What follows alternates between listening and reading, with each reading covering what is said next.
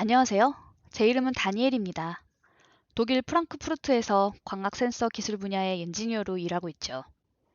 정확히 말하자면 자동차 자율주행 시스템이나 항공기 센서, 산업용 로봇의 눈 역할을 하는 정밀 센서를 설계하고 개선하는 일을 하고 있어요.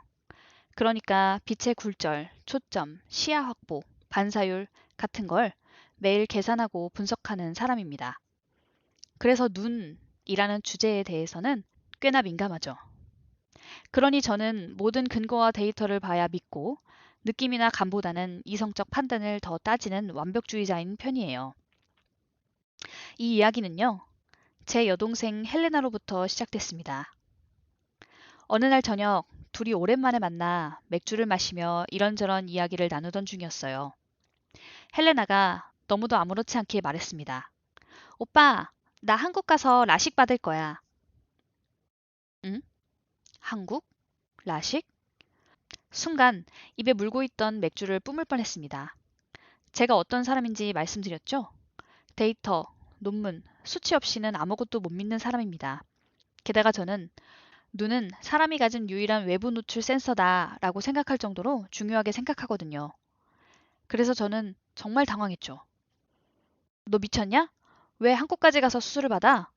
우리 독일 병원이 얼마나 좋은데. 독일은 세계가 알아주는 의료 분야의 선두주자 아닙니까? 게다가 다른 곳도 아니고 눈은 너무 중요하잖아요. 그런데 헬레나는 아주 침착하게 말하더군요. 오빠, 나도 정말 많이 알아봤어. 한국이 기술도 더 좋고, 수술도 빠르고, 특히 수술을 당일에 할 수도 있고, 의사들도 훨씬 친절하다잖아? 게다가 가격도 절반에도 못 미친다고. 아무리 그래도 그렇지, 그런 고난이도 수술을 한국에서? 가격이 싸다는 이유 때문에? 눈의 소중함을 생각한다면, 한 번 시력을 잃으면 돌이킬 수 없는 곳인데, 그런 수술을? 한국에 대해서 잘 모르는 나는 이런 생각이 지배적이었죠. 이 친구, 제정신인가? 그날 밤, 저는 논문 3편, 미국 안과학회 발표자료 2개, 그리고 유럽에서 발생한 라식 부작용 사례 리포트를 PDF로 정리해서 메신저로 보냈습니다. 헬레나가 그걸 읽을 리 없다는 걸 알면서도요. 그랬더니 헬레나가 단호하게 말하더군요. 비행기표 이미 샀어. 내 동생이 한국까지 날아가 눈을 지지겠다고? 독일 기술자의 이름을 걸고 검증하러 간다. 그래서 저도 따라 한국을 갔습니다. 한국에 도착한 순간부터 제 머릿속 회로에 문화 충격, 발전된 모습에 놀라움이 시작되었습니다. 인천공항에 발을 딛자마자 느낀 첫 감정은 이건 미래다. 도착하자마자 자동 게이트에 QR코드를 대고 안내 로봇이 웃으며 말을 걸고 화장실은 센서로 향기와 조명이 조절하고 있었어요. 게다가 입국 심사 속도 독일보다 몇 배는 빠르더군요. 심지어 짐 찾는 벨트 위에 CCTV가 실시간으로 나와요. 공학 엔지니어의 저의 눈엔 그런 것이 가장 먼저 들어오더라고요. 그리고 나서 공항 리무진을 타는데 헬레나는 단지 스마트폰으로 예매하고 결제까지 몇 초 만에 끝내는 거예요. 앱에서 시간도 보고 좌석도 고르고 동생의 스마트폰에 카카오톡이라는 메신저로 예매한 티켓이 바로 도착하더군요. 한국을 좋아하는 동생은 전에도 몇 번 한국을 방문한 적이 있어서 너무 자연스럽게 대처하고 능숙하게 처리하는 것이었어요. 전 속으로 생각했어요. 우리는 왜 아직도 종이표를 들고 서 있는 거지? 진짜로 공학 기술자로서 뭔가 기분이 이상해졌어요. 우리보다 일상 수준이 훨씬 앞서 있다는 것에 위기감으로 다가왔어요. 공항에서 시내 숙소까지 오는 리무진 버스 안에서 내다보는 창밖의 풍경은 독일과는 사뭇 달랐습니다. 쭉쭉 뻗은 세련된 디자인의 고층 건물들과 자연 녹지와 연결된 도심의 풍경이 계속 눈에 들어왔습니다. 독일에서는 대도시 외에서는 이런 고층 건물들을 정말 보기 힘든데 이 나라는 뭐지? 하는 생각이 들었습니다. 강남이라고 하는 곳 숙소에 도착하고 첫날 저녁 헬레나가 삼겹살을 먹자고 했어요. 도심지를 걷다가 근처 눈에 띄는 고깃집에 들어갔는데 천장에서부터 굴뚝 같은 것들이 테이블마다 길게 내려와 있는 거예요. 헬레나에게 물어보니 저것은 고기를 구울 때 나는 연기를 빨아들여 밖으로 배출시키는 배기시설이라고 하더군요. 고기를 우리가 직접 구워 먹는다고? 신기하네. 주문하고 앉아있으니 고기보다 반찬이 먼저 나왔어요. 그리고 그 반찬 리필이 공짜라니. 정말 말도 안 되는 일이죠. 독일 같았으면 반찬 하나에 5유로는 했을 겁니다.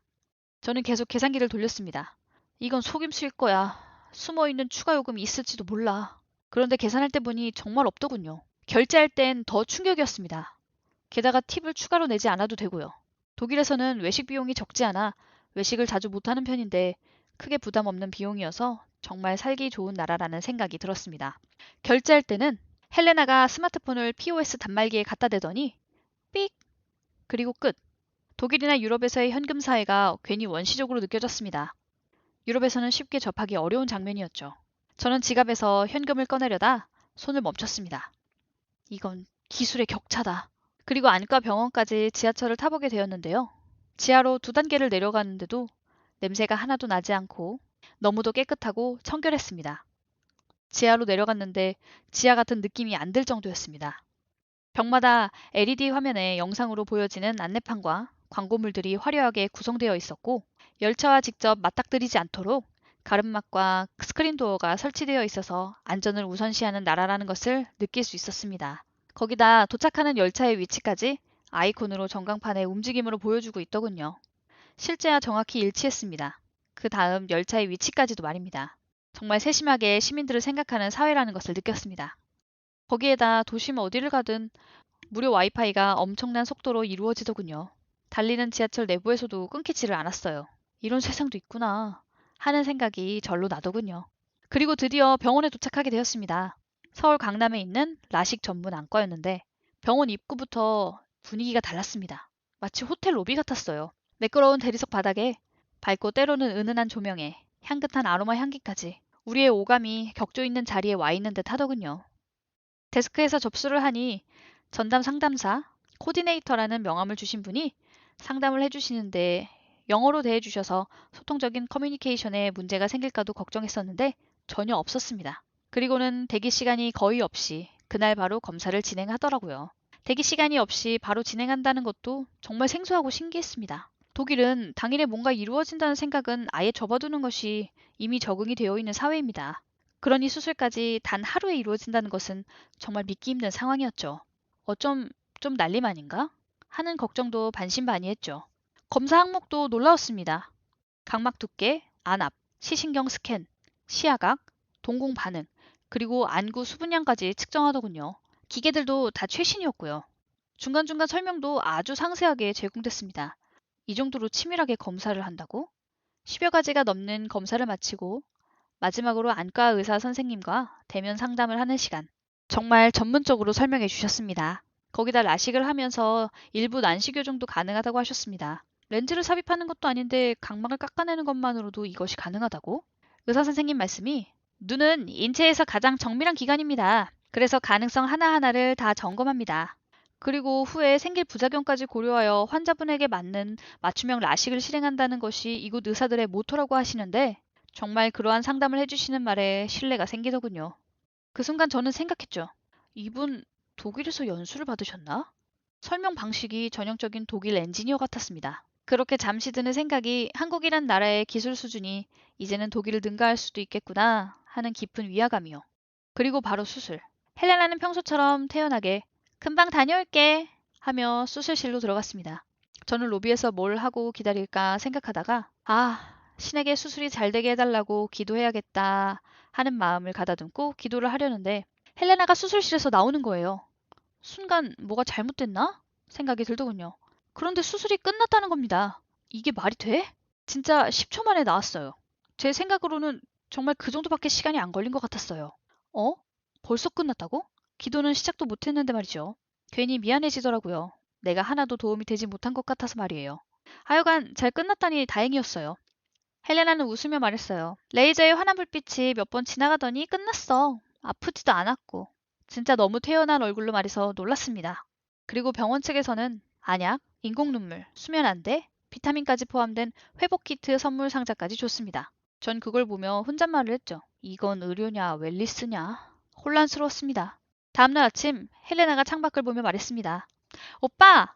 나무 잎사귀 결까지 보여. 세상이 이렇게 선명할 줄 몰랐어. 신세계야. 안경 없이 세상이 이렇게 선명하게 보이는 게 정말 신기해. 안경을 썼을 때보다 더 잘 보여. 그때 저는 뭔지 모르게 졌다는 생각을 했습니다. 한국의 기술 발전 속도가 이 정도라고? 그것도 거의 모든 분야에서 말입니다. 그렇게 독일로 여동생과 돌아왔습니다. 그리고 여동생은 안경 없는 삶을 살아가며 몇 달간 계속 감탄을 자아내더군요. 그 모습을 계속 지켜보던 저도 고민 끝에 결심했습니다. 안경을 끼고 살아온 30년의 삶을 청산하기로 결심했습니다. 몇 달 후 저도 한국행 비행기에 몸을 실었습니다. 이번에는 환자 다니엘로서요. 저 역시 동일한 병원에서 정밀 검사를 받고 수술을 받았습니다.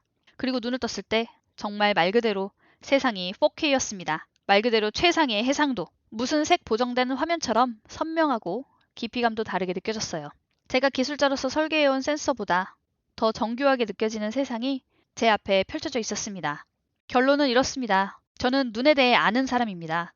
눈의 구조, 원리, 리스크, 누구보다 잘 안다고 자부했습니다. 하지만 한국에서의 경험은 제가 가진 기술 지식 그 이상의 것이었어요. 정확성, 친절함, 효율성, 그리고 신속성, 그리고 환자를 대하는 존중. 그 모든 것이 결합된 시스템이 한국에 있었습니다. 그리고 저는 그곳에서 단순히 시력만이 아니라 편견이라는 안경도 함께 벗을 수 있었습니다. 이상 독일에서 온 광학 센서 엔지니어 다니엘의 라식 체험기였습니다.